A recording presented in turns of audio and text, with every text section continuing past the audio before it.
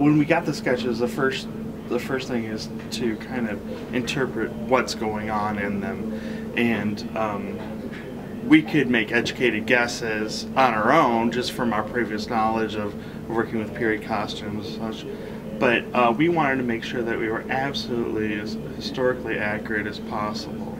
So that's all the research that Jessica has brought up, and the printed materials and the real garments, making sure that we have it right, that we are using the same type of details, the construction details that they used, and that the pattern shapes are the same.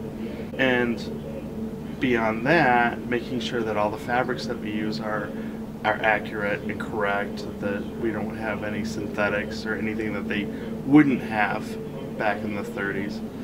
So once we figured out what we think these garments are, go ahead and develop a pattern, either by draping or by flat patterning, drafting it through with measurements. So we get the patterns developed, we then cut them out in an inexpensive fabric, and we do a fitting.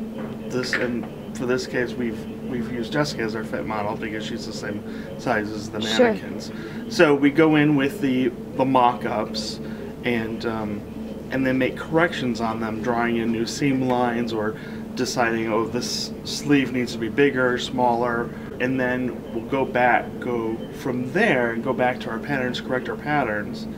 And then sometimes we'll do a second mock-up just in case, to make sure that those corrections that we've done are indeed the right ones, which April has over there. She has a second mock-up. After we saw the first dress, we decided that some of the proportions of the zigzags on that print dress needed to be tweaked, and more fullness in the skirt. So April went ahead and made a second mock-up, and we'll have a fitting with Jessica either this afternoon or tomorrow. And then once that's established, April will go back to the paper pattern, make the final corrections, and then we'll cut it out of the real fabric. Okay. So that's really the process that we've done for almost all the garments. This lavender coat has had 2 mock-ups also before we went into real fabric. So, and like the mock-up for the dress in this coat is under here.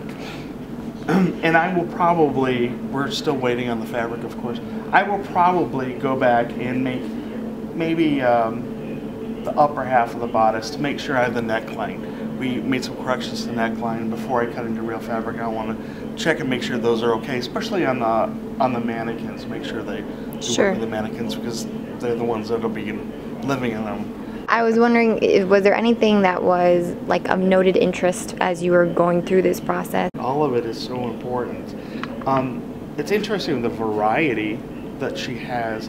She has 2 suits in the collection. One, we'll call it a collection, and one is more a dressmaker suit, and one is more a traditional tailored suit. And also that's reflected in the fabrics, where Jeff is making the dressmaker suit out of gabardine, and Jessica will be making the tailored suit out of the wool cashmere blend. How is this differed from costumes for the next show? Well, in this case, we're honoring someone's memory, so that's really important. In any big tragedy like this, we don't think about the creative lives that we've lost. And I don't know if this is a bad comparison or anything, but the AIDS crisis in the 80s, there are a lot of artists that we'll never know because they've died. Mm-hmm. And in this case too, it's also the same. This person died before we could ever really see her work, and it's a wonderful way to honor a person's memory. And I really, really love this period too. I think it's a great period. This is the period that my mother grew up in. Oh. So it's a little honoring her in a way too.